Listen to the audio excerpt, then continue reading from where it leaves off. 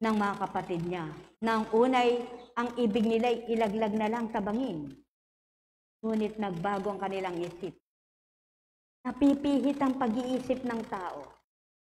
Na ang kaparaanang iyon ay palatandaan naman at patuto na ang Ama ang sagip sa buhay ni Jose. Sa kapangyarihan ng Ama, nagkaroon ng katuparan ng pangako niya kay Jacob, na hindi mamamatay si Jacob na wala si Jose. Kaya maluwat man ang hinugol na taon, nagtagutom ang naging dahilan upang magkapanagpo ang mga anak niyang muli ay magsama-sama. Nagtagutom sa Kanaan at naging dahilan naman para busugin sila ni Jose, na naging kaparaanan naman ng Ama na magkaroon ng magandang buhay si Jose sa bayan ng Ehipto. Napakabuti ng Ama. Napakadakila niya. Dakila siyang walang kapantay, na kung inyong mapagtatanto at tunay na mapagtitiwalaan, napaka-imposible mang kaganapan, napakahirap mang kaganapan, ngunit sa bandang huli, kagalakan ang naganap na paghihirap ni Jose, paghihirap ni Jacob, dahil nagkahiwalay sila ng kanyang anak na si Jose. Dahil sa ginawa ng kanyang mga anak na kapatid ni Jose sa kanya bilang unang anak bago pa si Jose. Ganyan ang buhay. Kuminsan, yung mga api-apihan, yung mga anak sa labas, yung sinasabing anak lang yan sa labas. Anak lang yan sa labas. Subalit, kapag kumilos ang Ama, api-apihan ka ba dahil hindi ka tunay na anak? Ang Diyos Ama, kapag kumilos siya, masigit ka pang pagpapalain niya. Hindi man sila magkakapatid na tunay, magkakapatid lang sila kay Jacob, iba ang kanilang ina. Subalit, nang dahil sa naganap sa pangyayaring kaganapan na nagawa ng Ama para kay Jose, namulat ang mga mata nila. Nagising sila sa katotohanan ng kamalian nila at kasalanan ay pinagsisihan. At ito na siguro, Eka, ang parusa sa ating mga kasalanan dahil sa ating ginawa sa ating kapatid. Nagsisi sila sa kanilang kasalanan, nagpakababa sila kay Jose, subalit itong si Jose, isinilarawan naman ang tunay na pag-ibig at pagpapatawad. Ipinakita ng Ama kung paano nais niyang tubusin sa gipin ng tao, may magagawa siya. Buhay bang Ama? Kaya kung lalawak ang inyong pangunawa, mababatid ninyo tulad nitong si Jose. Nawalay sa kanyang magulang at mga kapatid ang pumapaslang na marapat sa kanya. Ngunit nabagong isip nila sapagkat may nakatalaga pala ang Ama para sa kanila. Hindi nila napaslang, bagkus pinagbili na lamang. Hanggang sa kumilos ang Ama, magtatagutom sa bayan ng Kanaan, at si Jose ang naging daan para sila'y hanguin sa gutom. Para-paraan lamang yan. Kaparaanan ng Ama ay hindi kayang liripin. Ang pamamaraan niya ay hindi kayang tantuin. Ngunit kapag ikaw ay nabuksan ng pangunawa, mababatid mo, ano man ang nangyayari sa buhay mo, may dahilan ng Ama. Ano man ang pinangyari sa iyo, may dahilan ng Ama. Ano man ang nagaganap sa buhay mo, lumaban ka. Maging matapang ka na ibibigay ng Ama. Magtiwala ka, mapapakita niya ang magagawa niya sa iyo. Iba't ibang kaganapan, subalit kaganapang mainam na sa unay luha, sa unay hirap, sa unay sakit, sa unay dusa, subalit umusad ang panahon. Ang hirap, sakit at dusa ay luwalhati para sa kanilang lahat. Walang hindi napatawad, walang hindi patatawarin, nagkapatawaran at nagkaroon ng magandang kaganapan. Kung papaano itong si Jacob ay nawalay din sa kanyang kapatid na si Esau, sapagkat gayon din ang ginawa sa kanya, nilinlang siya. Nilinlang siya ng kanyang ina. Si Esau, paborito naman si Jacob ng kanyang ina. Nilinlang siya ng kanyang ina, ang kanyang asawang si Isaac. Hanggang sa nagkawalay ang magkapatid na si Jacob at si Esau. Kung inyong babaybayin ang istorya at inyong nauunawaan, napakalawak mang kasaysayan, napakahaba mang baybayin ng pagbasa, ngunit isa lamang ang ibig ipabatid sa inyo ng Ama. Walang malayo sa Kanya, lahat mapaglalapit-lapit niya, lahat mapagsasama-sama niya ang mga ibig at kumikilala sa Kanya. Buhay ba ang Ama? Kay buti ng Ama, kay dakila niya, wagas at tapat ang pagmamahal niya, dakila at walang kapantay, noon, ngayon at kailanman. Buhay ba ang Ama? Hindi inaasahan ng mga kapatid niya na si Ruben at ang ibang kapatid pa niya na buhay pa itong si Jose. At hindi nila inaasahan na siyang makakaharap nila sa bayan ng Ehipto. Hindi nila alam na yung palang kakaharapin nila ay ang kapatid nilang pinahamak. Ngunit hindi napahamak, siya pala'y pinagpala ng Ama. O kay buti ng Ama, napakahiwaga ang gawa niya. Kaya nga, manalig ka. Mayroon kang Diyos, Ama. Sa buhay mo, lagi mo siyang kasama. May ginagawa at gagawin siya na di kayang liripin mo at di kayang tantuin mo kung di ka may pangunawa na. Kaya't patuloy na siya'y paglingkuran, patuloy na siya'y damhin at kilalanin, patuloy niyang pakikitaman din ang magagawa niya sa inyo, pagkat siya'y buhay magpakailanman. Hindi siya lilimot sa pangako, tutupad at kanyang gagawin, pagkat siya'y mahiwaga na kumilos sa ibabaw ng lupa sa kanyang mga anak, na tunay ang tiwala at pagtitiwala. Nekaramenyahanam, nekaramenyahanam, nekaramenyahanam.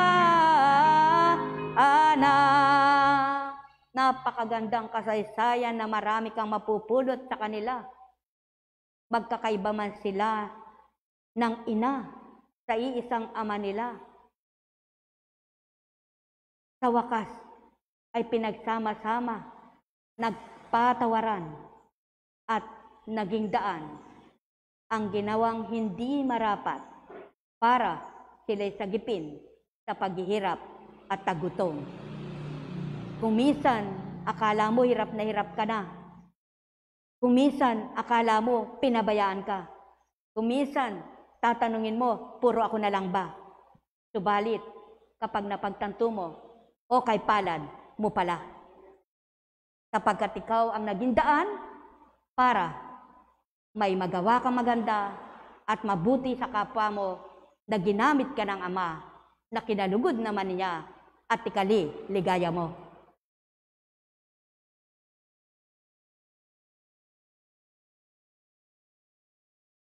Mula kay Mateo. Ngayon, sinusugo ko kayo na parang mga tupa sa gitna ng mga asong gubat.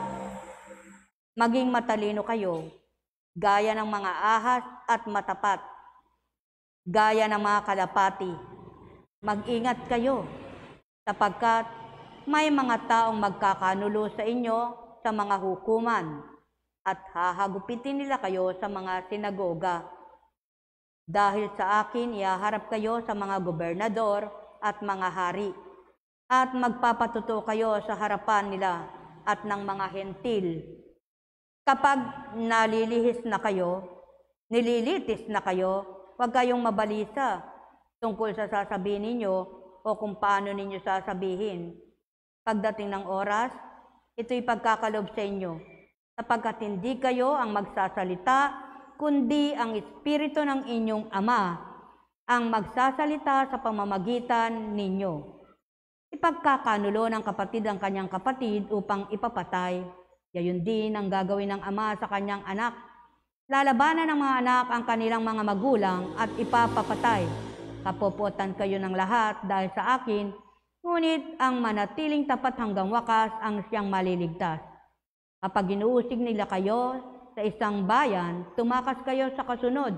Sinasabi ko sa inyo, hindi pa ninyo napupuntahan ang lahat ng bayan ng Israel, ay darating na ang anak ng tao.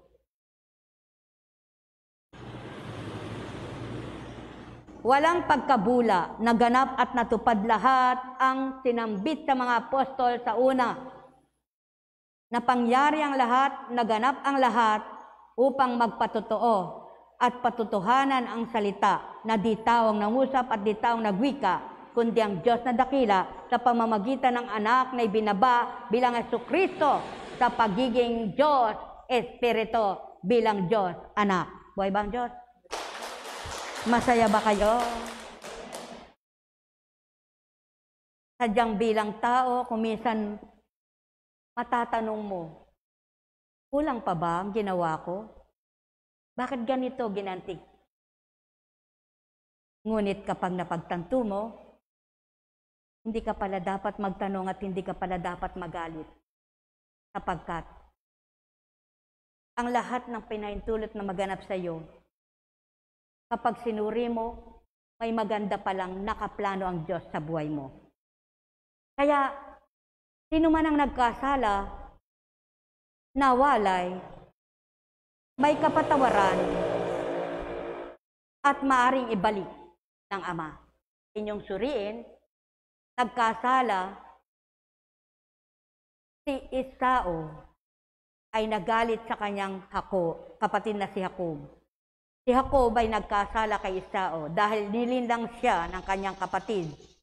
Na sa halip na siya yung babasbasan dahil matanda na si Isaac, siya yung babasbasan dahil siya'y panganay, nilinlang ang naagawad na basbas ay kay Jacob. Tumakas siya. Subalit, sa pagtakas niya, may nakalaan ang Diyos. May nakatalaga ang Diyos Ama sa kanya. Sa pagtakas niya at paglayo, doon sa bayan kanyang pinadparan, nagkaroon ng hiwaga. Nagkaroon ng magandang kaganapan. Pinagpala si Jacob. Nakilala niya ang napangasawa niya na naging ina naman ng kanyang mga anak. Sa una, yung na nga sila Ruben. Mapakahabang istorya kapag binaybay ang isa't isang lahi na pinagmula nila. Mula pa kay Abraham, sa anak niyang si Isaac, sa anak niya kay Agar, at hanggang sa inapo niyang mula kay Jacob na apo niya. Ngunit, hindi man baybayin ang lahat ng iyon, palatandaan at patutoo, ang amay kumilos noon, kikilos ngayon, at kikilos sa buong panahon. Buhay ba ang Ama? Sa inyong buhay, hindi ba siya kumikilos? Minsan parang palagay nyo, pinabayaan kayo, no? Ngunit hindi pala. Minsan dadaing ka, puro na lang ako, puro na lang ako, puro na lang ako, pag nasa pagkatao ka.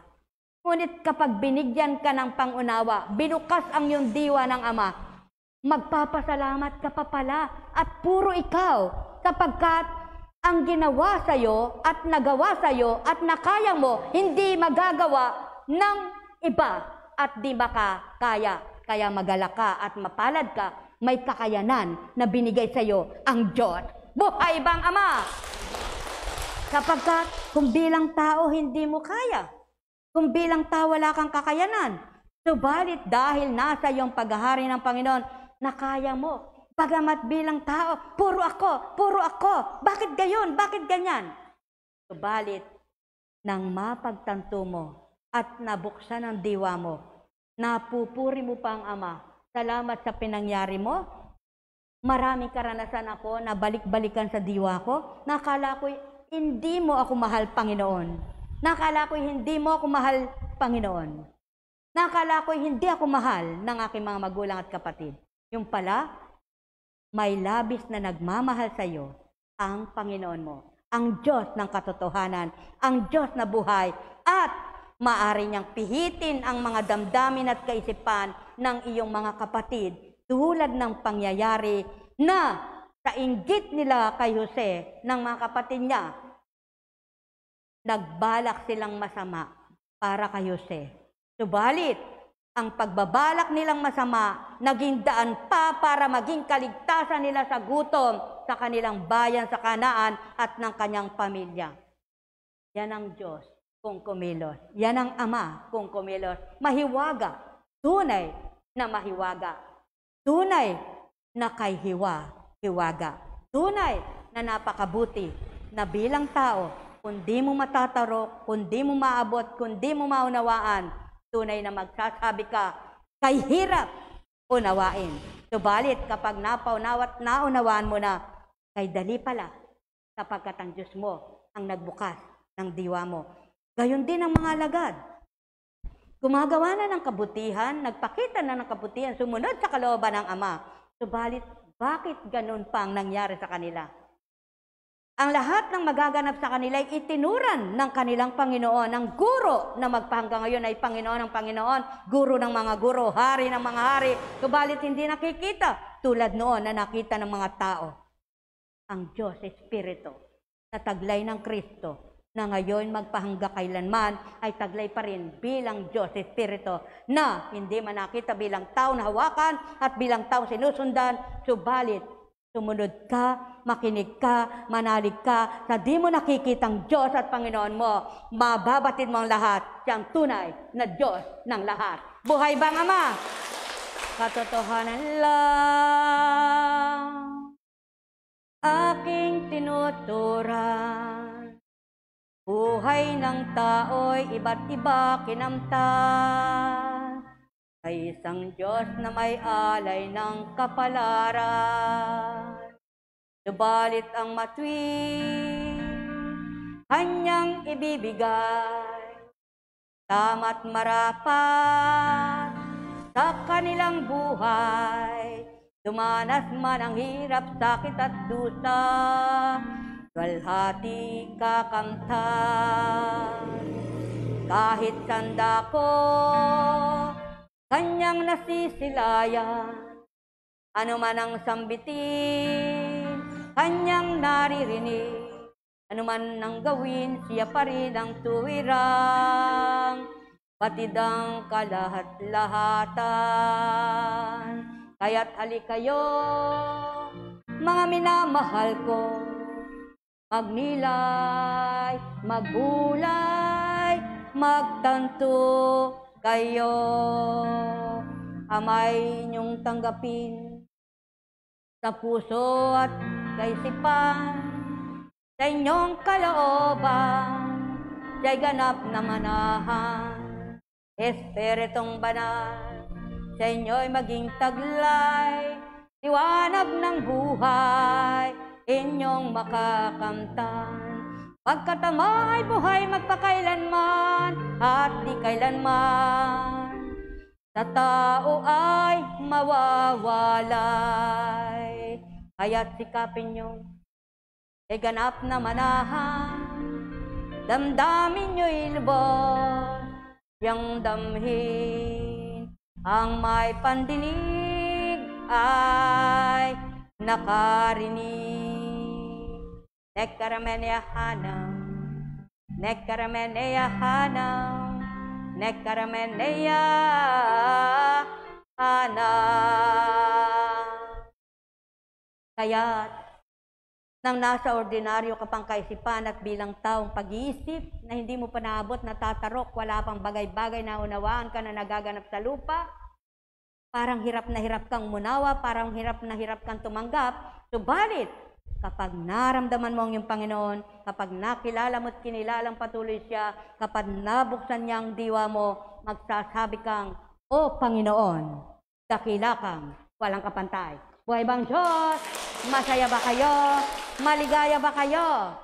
Tunay nga, kay saya sa buhay ng Panginoon na alay sa inyo. Kay saya ng buhay na mula sa Panginoon na inyong kinamtan. Buhay nga ba, Ama? Taas ang kamay. Tayo na, tayo na.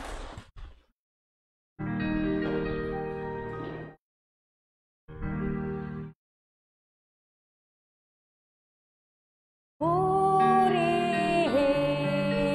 ang Panginoon, si Kristo ay naririto, tanging alay ay pag-asa, kaya kayong lahat ay magpuri sama.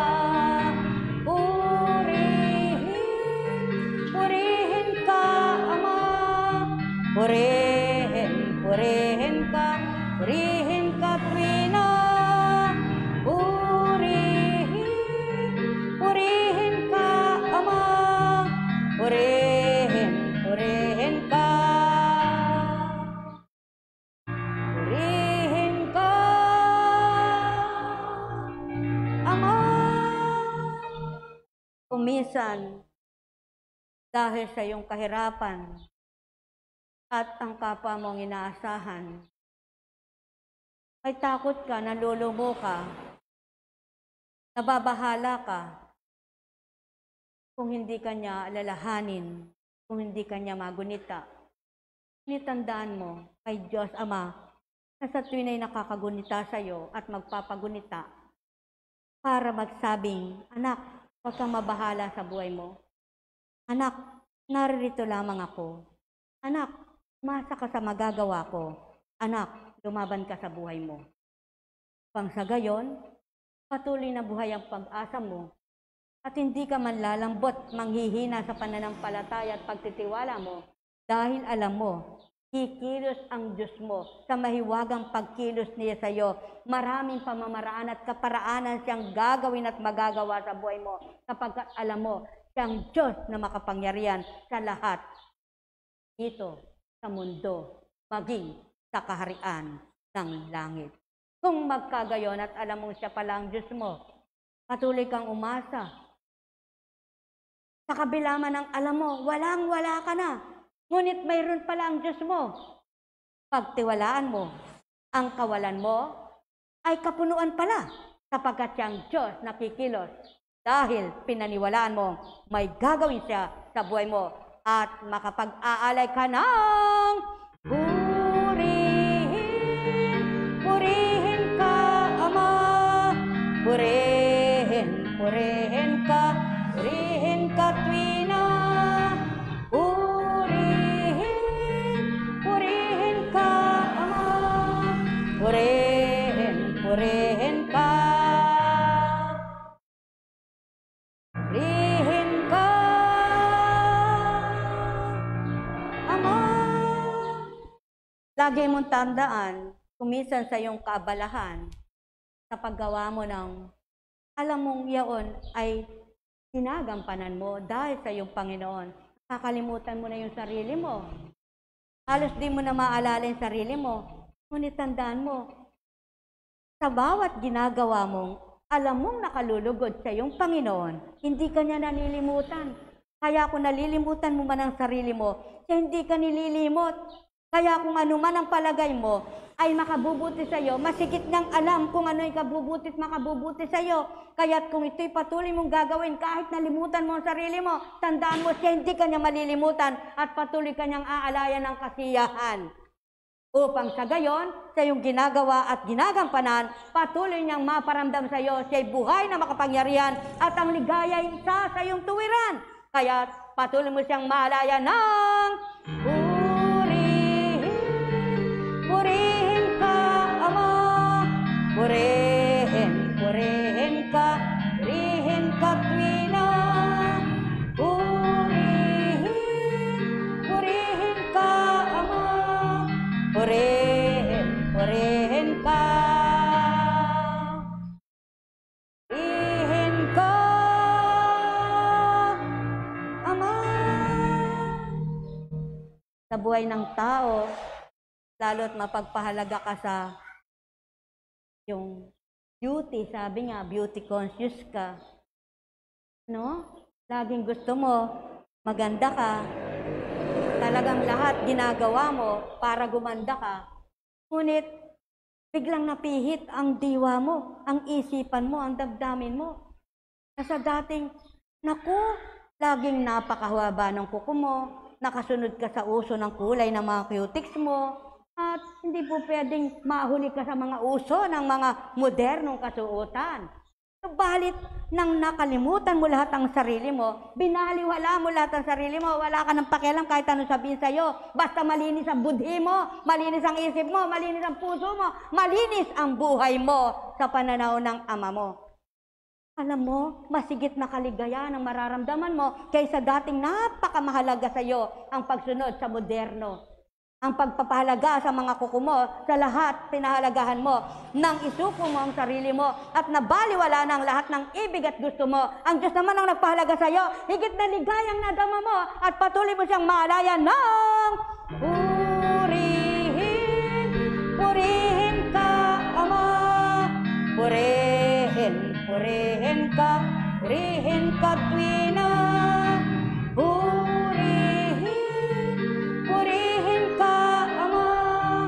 Purihin, purihin ka.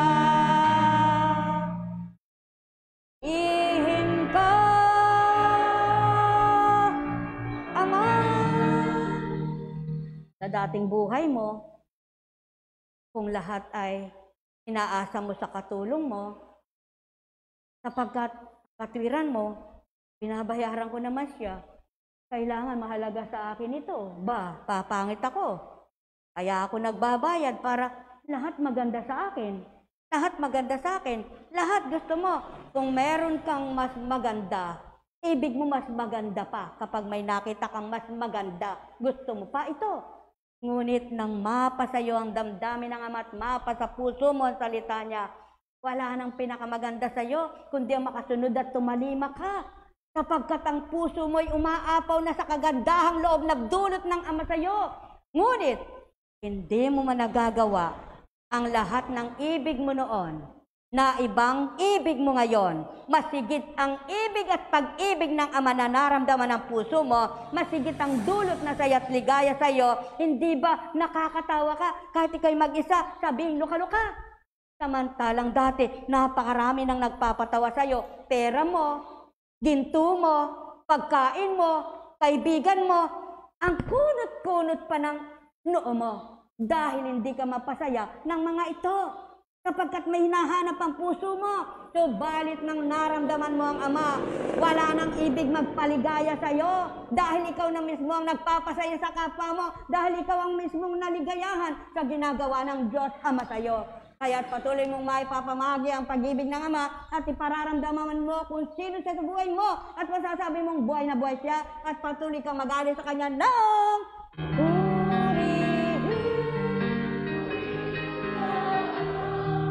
purihin, purihin ka, purihin ka, tuwina. Purihin, purihin ka, Ama. Purihin, purihin ka. Ihin ka, Ama. Kaya ang lahat na bago sa iyo, natuto kang magmalasakit kahit kaninong kasama mo. Natuto kang magpakumbaba kahit na sino pang tao. Mababa at payak ang buhay, nagpapakababa ka kahit dangat ka sa kanila sapagkat ang kababa ng loob ay siyang nasa sayo. Kaya magalak at matuwa sapagkat kung naramdaman mo na ang kababang loob ay tunay na ang Diyos Ama na mababa kahit kanino ang siyang nasa sa iyo. Patuloy kang makapag-aalay ng purihin ka, Ama. Purihin ka, Trina. Purihin ka, Ama. Purihin ka. Purihin ka, Ama. O kay buti ng Ama, kay dakila niya, tapat at wagas ang pag-ibig niya, kaya patuloy kayong umasam-asam na sa tuwinay sa inyo'y maramdaman. Ako na.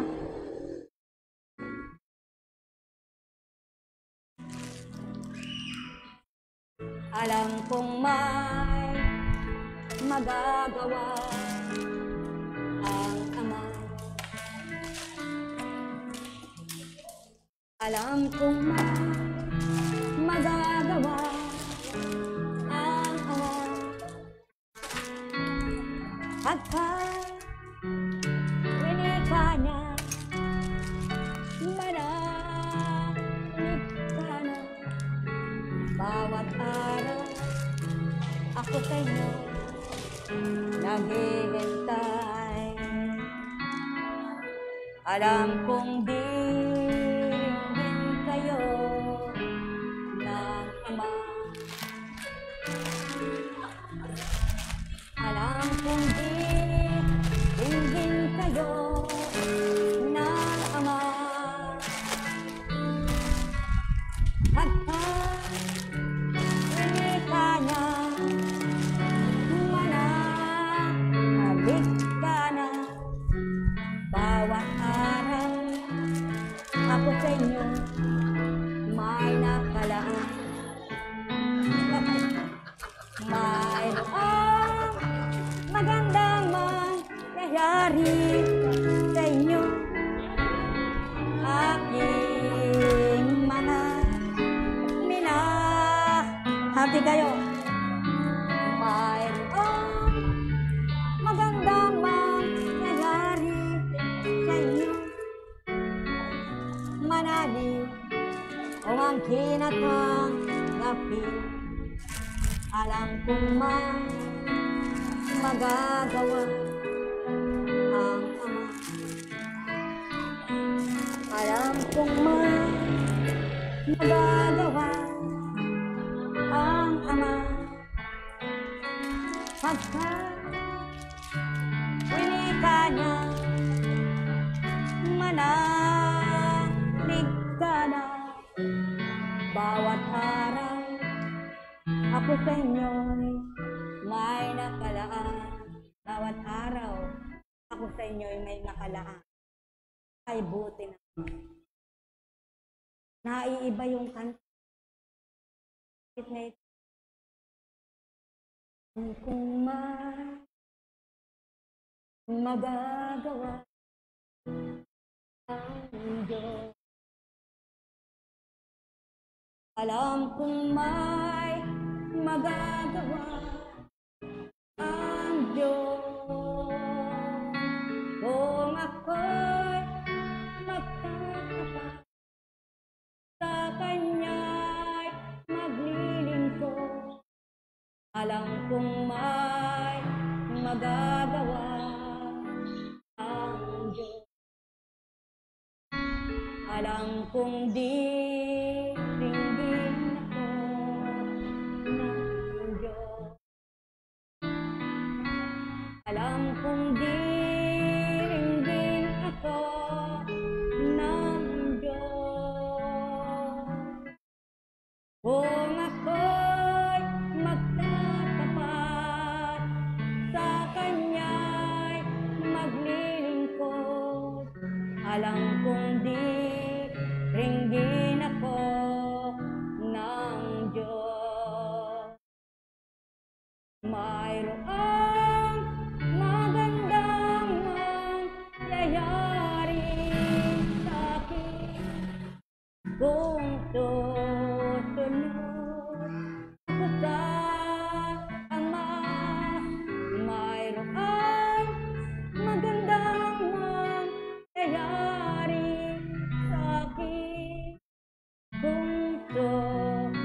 sumunod ako sa Kanya, na iba na naman. Mayroon akong magagawa sa Kanya. Alam kong may magagawa ang Diyos kung susunod kayo sa Kanya. Kung susunod kayo sa Kanya. Kung maglilingkod kayo sa Kanya. At ito ay paglilingkod. Ito'y pagsunod. Kaya't kung tuwirang siya ang susundin, paglilingkuran. Paglilingkuran ay magagawa sa buhay ninyo. Kaya kayong lahat, manalig, maniwala, manalig, ulit-ulit, manampalataya, Diyos.